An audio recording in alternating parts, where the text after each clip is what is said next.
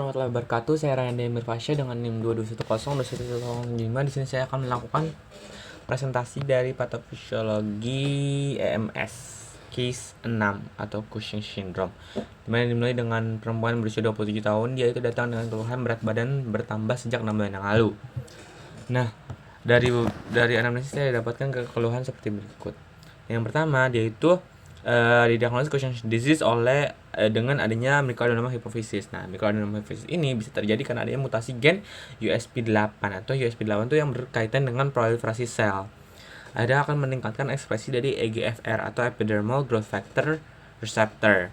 Jadi makin banyak EGFR ini akan meningkatkan pembentukan dari sel tersebut. Jadi selnya akan semakin besar. Nah, sel itu apa? Sel yang di hipofisis. Nah, hipofisis ini akhirnya bisa menyebabkan peningkatan dari ACTH atau pembentukan dari ACTH, adenocorticotropin hormone. Corticotropin hormone itu nanti akan digunakan untuk mensimulasi nanti hormon adrenal gitu.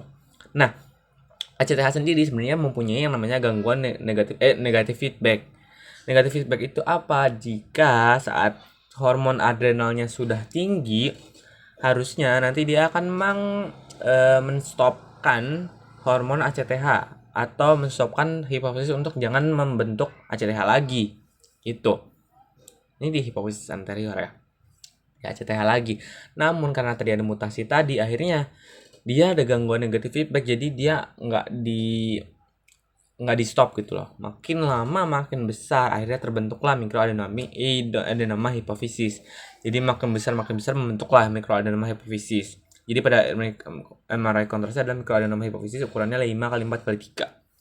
Nah, karena tadi ACTH-nya banyak, dia bisa menstimulasi ke korteks adrenal, karena kan normalnya fungsinya itu pertama dari CRH di hipotalamus, terus juga akan menuju ke hipofisis anterior itu untuk meningkatkan ACTH, nanti ACTH baru ke stimulasi ke korteks adrenal untuk nanti produksi di zona-zonanya di bagian korteks gitu. Nah, lalu di bagian zonanya kan ada 3, jadi ini akan menyebabkan produksi dari ketiganya. Yang pertama itu bisa di zona reticularis di adrenal, yaitu untuk peningkatan sintesis dari androgen. Jadi dia akan membentuk androgen. Nah, karena hiperstimulasi tadi menyebabkan androgennya tuh tinggi, itu ada DA, DAS dan juga androstenedion. Nah, itu DA ini bisa menyebabkan pembentukan dari testosteron, jadi bisa diubah gitu menjadi testosteron dibanding dengan estrogen.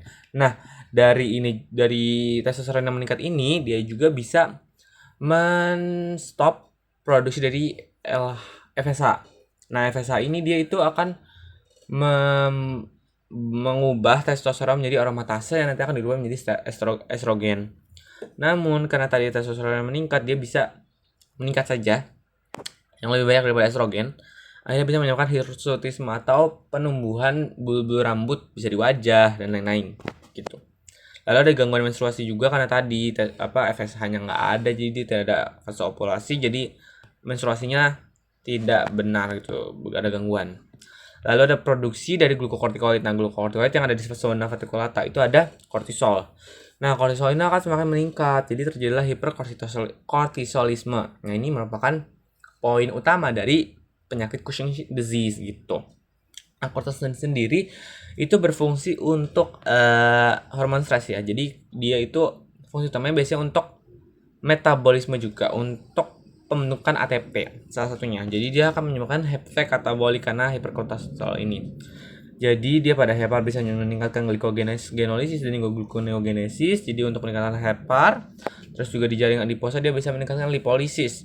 Jadi lipolisis nanti bisa jadi gliserol dan juga FFA. Gliserolnya nanti ke hepar, dibentuk glukosa jadi hiperglikemia. Jadi GDP-nya meningkat. Lalu FFA nanti ini bisa diesterifikasi lagi di hepar. Nanti dibentuklah trigliserida.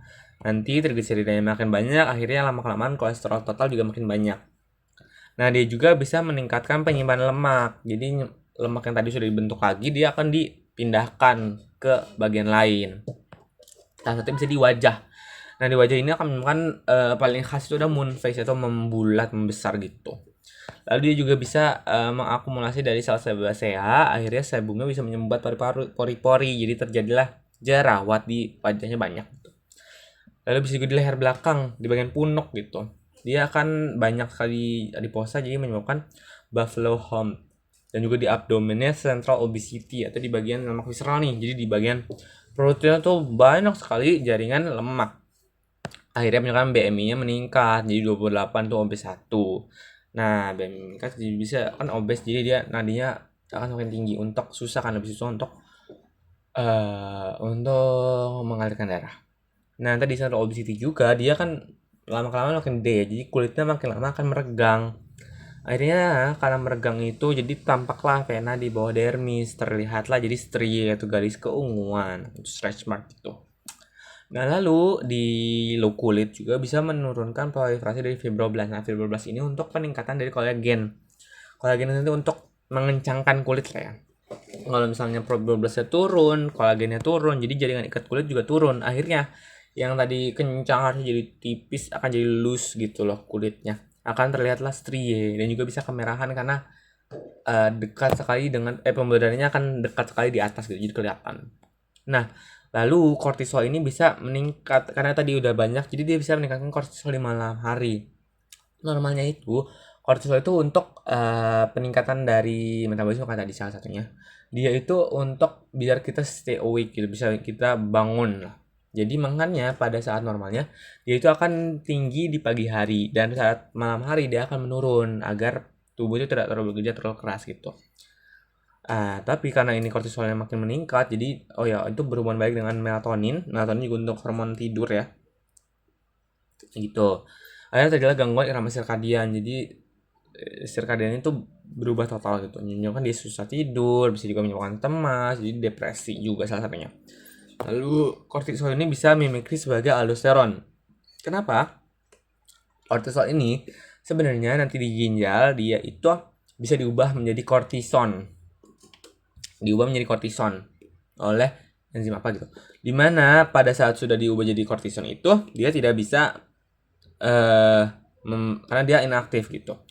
Namun kan kortisol terlalu banyak dia itu bisa mimikri sebagai aldosteron karena di bagian ginjal itu dia ada reseptornya. Reseptornya adalah mineral kortikosteroid. Mineral kortikoid. Iya.